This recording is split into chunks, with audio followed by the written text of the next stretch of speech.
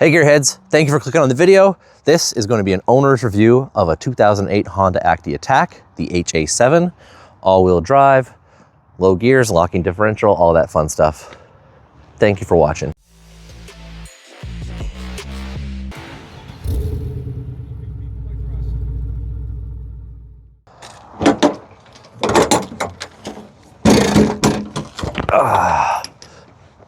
So, what are K-Trucks?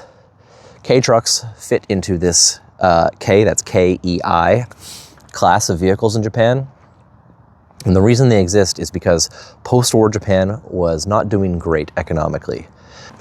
One of the things they did was introduce a class of vehicles, these K-class vehicles, that would be restricted to a maximum size and a maximum engine size, which would force the manufacturers to keep the vehicles practical. You make the vehicles practical, you make them affordable, and then more people can get them and they can help rebuild the nation. And it worked. Japan is one of the most industrialized countries in the world, and that is in no small part due to the broad acceptance and usage of vehicles like this K-Truck. There's an entire class of vehicles that has been built around being 100% utilitarian. No frills, no extras, no gimmicks, just cheap, reliable, utilitarian. And that's why I love them. Simple is sometimes best.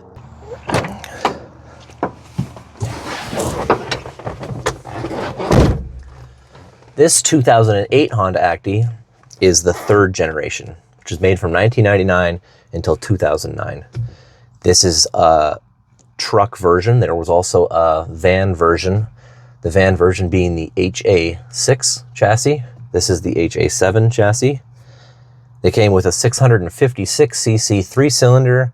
You can get them in rear-wheel drive or four-wheel drive. This is a four-wheel drive, being the Attack. The Attack is like your off-road spec. What you get with the Attack is an electronic locking differential with a push button on the dash to the left of the steering wheel, and you get a couple extra gears. So in addition to the standard 5-speed, you also get to the left an ultra-low crawler gear in forward, and to the left and down you get an ultra low reverse gear, which is pretty great. What I find with this is that the center differential is pretty much locked all the time, so tight turns you actually do hear a little bit of the tire scrubbing. Turning on the locking diff, you're going to get even more, but there will be no issues with this getting grip in just about every condition you can imagine. Moving on to the exterior features. Again, features is a word that's used loosely. There's no luxury options. What you're going to get here is 100% practicality. So the key thing with all K-Trucks is their bed. They're low for low loading height. No issue with breakover on ramps. You don't have to lift things up to here. These beds all have quick release handles there and one on the back.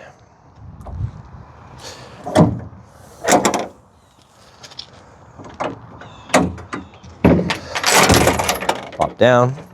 This one, luckily, has had some chains added, so you can actually have the tailgate out flat, but tailgate comes down, the other side comes down, completely flat loading dock, again with a really easy low loading height, and the engine actually fits under there.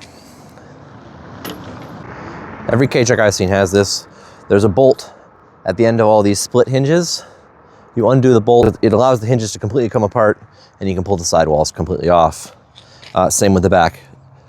And what you see in Japan is they will actually have converted these to food trucks, large refrigerator trucks. It really is a flat deck. You do whatever you want with it. So, K-Trucks are not really a thing in North America that are as commonly adapted because they're just not available new. But in Japan, they are very, very useful. Food truck 1, food truck 2, goes the next size up, but food truck, and there's another Daihatsu Hijet food truck. There's two people working out of the one behind me. Very, very, very cool. These little trucks can do it all, man. The other nice thing about the bed is you're gonna get these headache racks. This one on this Acty, it's actually, I had no idea, but it's actually got a pivot in it. You undo the top bolts and it can swing down. But it's got your handles at the top and little posts to block stuff from going left to right. There's tie downs everywhere. Again, these sidewalls,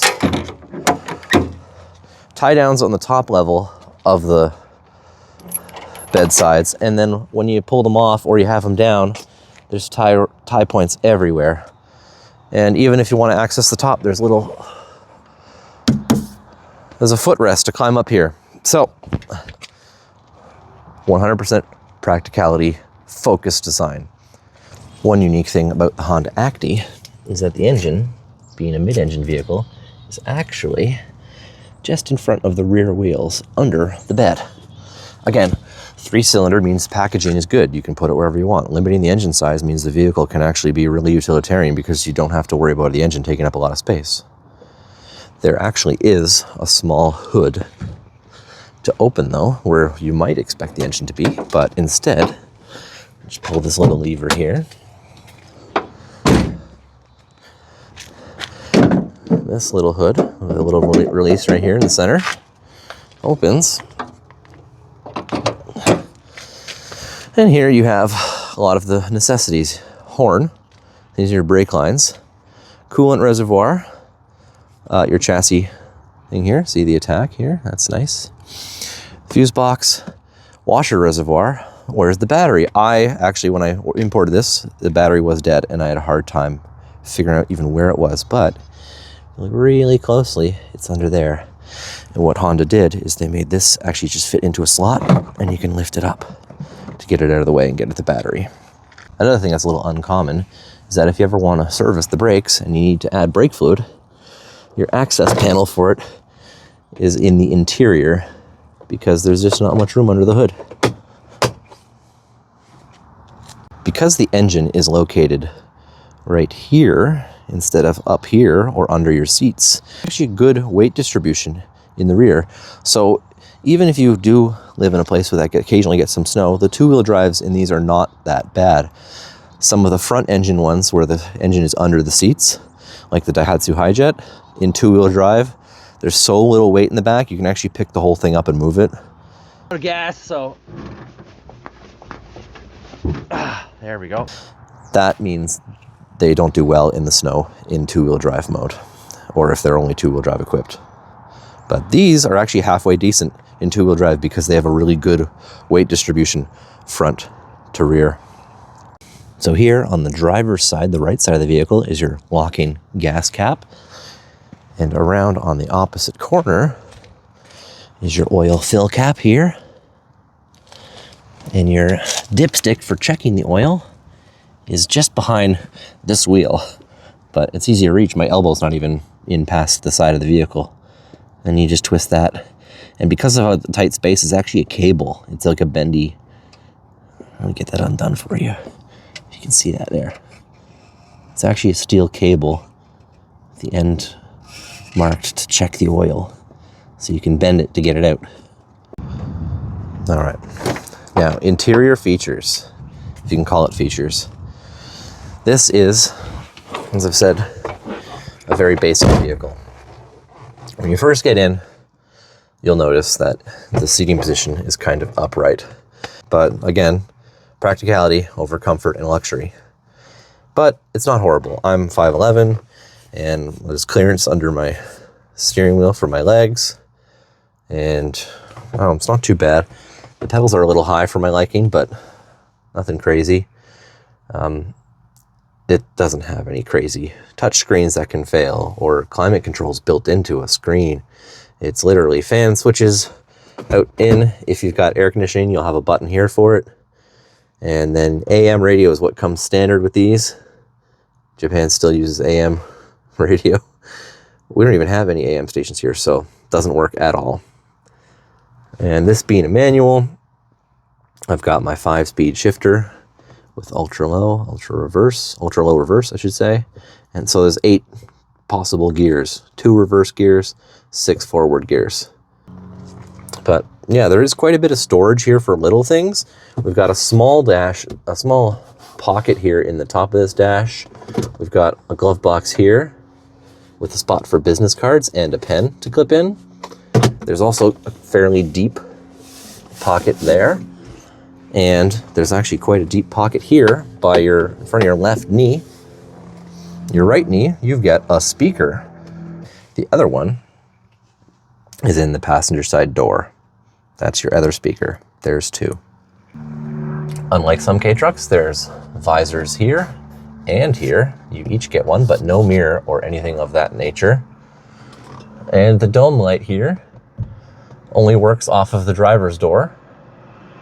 They didn't bother with a door switch on that door because it's not necessary.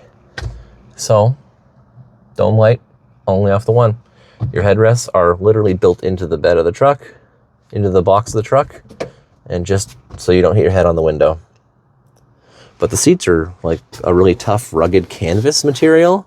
I'm trying to think of what that is. It's like, it reminds me of a little bit like those old folding chairs from the 80s.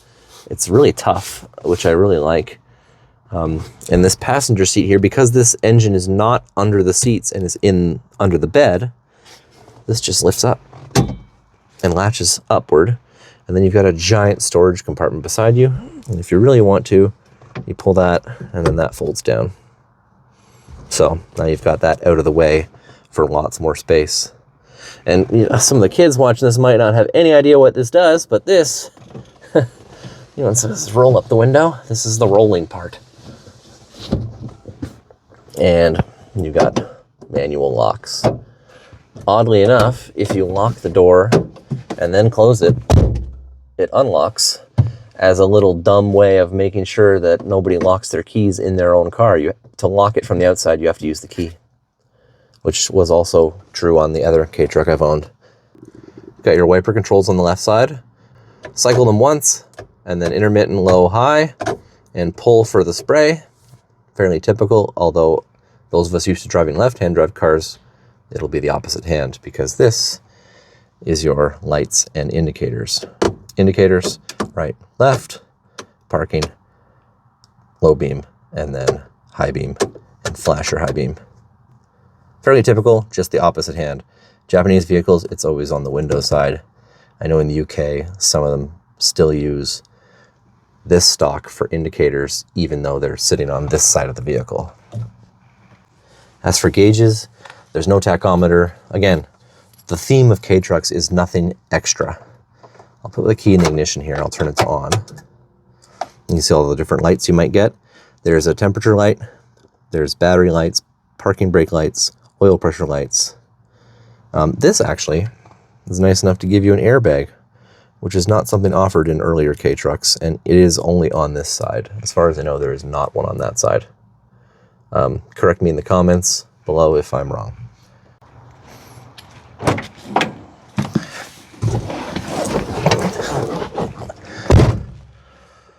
So the one thing with the Honda Acty of this generation,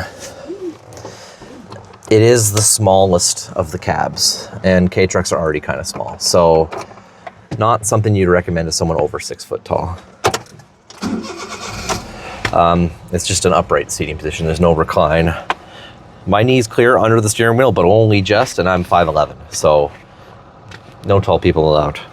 Passenger seat's a bit easier if you're not driving. Okay. All right, so this is a 5-speed with reverse and pull up to get into reverse. First is over here, but you'll notice there's ultra low and ultra low reverse. So this is like a crawler gear that's geared really slow. No throttle, and it'll go uphill without, but that's your idle speed, no pedals in the crawler gear. Heavy loads, steep hills, things like that, off-road, it's nice to have. This is the button here for the work light on the back of the headache rack that lights up the whole bed.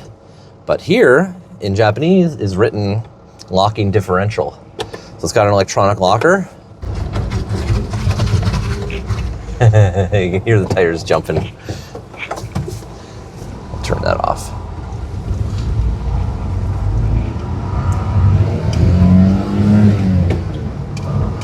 So these are only 44 horsepower around there. I think you're not going to win any races. They're not super fast. They're wind-up windows. They're just practical. One thing you'll find is they're geared really low, so that 44 horsepower is actually pretty effective at getting you up to reasonable speeds. The top speed I've had this to is about 120 kilometers an hour on flat ground. A little bit of hill and you're power limited. It ends up slowing down a bit. But in terms of what separates this from other K trucks is its handling. It is mid-engine. The 3-cylinder motor being under the bed means that even the 2-wheel drive ones have reasonable grip. This one is full-time 4-wheel drive. When you actually go around corners, it gives you a bit more confidence than you would expect. It handles better than you might expect a little K truck that's this narrow to handle. And you got to get the manual if you want to have fun driving it, because that's really the enjoyment. Even in residential neighborhoods, you can go flat to the floor and shift it at high RPM, and it feels like I'm going fast. I feel like I'm having a lot of fun, and we just got up to 45 kilometers an hour. So, a lot of fun without speeding. And if you haven't driven a K truck before, they're very interesting to other people. If you're in North America, you get a lot of smiles, you get a lot of waves, you get a lot of questions. It's a very social vehicle. You probably don't want something like this if you're introverted. People love it. You get smiles, you get waves, you get questions. It's a happy little vehicle. Happy little donkey. Good donkey. Good donkey. That'll do, donkey. But yeah, it's got some interesting features. Like this one has the dome light, which is a nice feature, and visors for both the passenger and the driver. The Hijet I had only had the visor for the driver. Some of the other interesting things is it's got leveling headlights. You can actually aim the headlight height depending on what speed road you're driving on. So 0 is the highest. You can actually twist this little knob here and it'll aim the headlights down a bit more if it's a bit foggier. So it's just an interesting solution to not having fog lamps. You just aim the headlights down. The stereo is not great. It's an AM only radio, and actually where I live, there's no AM stations left anymore. They're all gone. So you probably got to swap that out for a different head unit, but it's a single DIN, so it should be easy to change. But yeah, your speedometer here, the speedometer is only in kilometers. There's only kilometers an hour, and there's no tachometer. There's a fuel gauge, speedometer, that's it. You've got a little dial next to the speed for where you should be in first, where you should be in second, where you should be in third for acceleration. I don't really follow that, but I think it's an interesting way to just avoid a tachometer altogether. Yeah, wind-up windows, no power locks. 100% utility, no frills, no potential unreliability for luxury. It's just what do you need to get the job done, and that's it.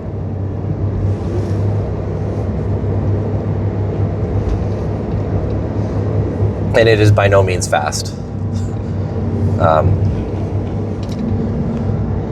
Will do.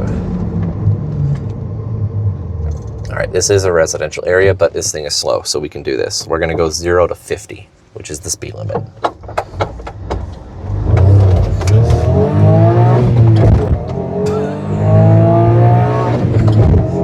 There. 50 kilometers an hour, not miles an hour. But it's still fun. Something about it being a manual and revving really high and geared really low.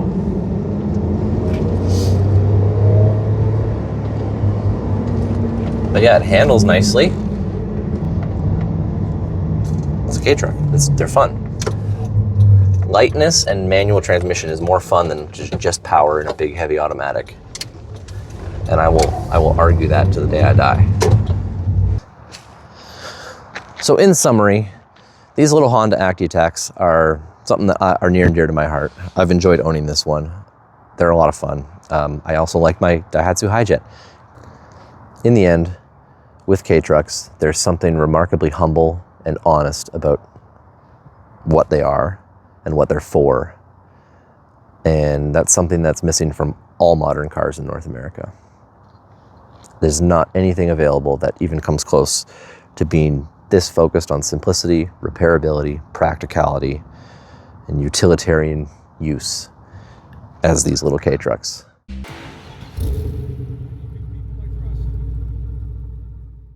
If you're interested in someone driving a K-truck in its natural environment and aren't too annoyed by my voice, I'm going to post a link to my road trip from Tokyo to Mount Fuji in a newer K vehicle. I drove a Honda N-Box, Japan's most popular vehicle for 5 of the last 6 years. I drove that from Tokyo to Mount Fuji and back. I might have stopped at one of the epic car meet locations at Daikaku, PA on the way back. They really can. They're very versatile. And I think it's pretty sweet that they even are a thing. I'm just happy that we can eventually import them and have them in Canada. Because I love me some K-trucks. They're slow, but they're fun. You can get a manual, 4-wheel drive. You can get locking diffs. You can even get tracks for them if you want to go off-roading in them. Like, is this a little Suzuki Carry? Is that what it is? Oh, it's a Nissan. Yeah. Another food truck. They're everywhere here in Tokyo. Tight city streets. And amenities everywhere, so it's all short trips. But, yeah.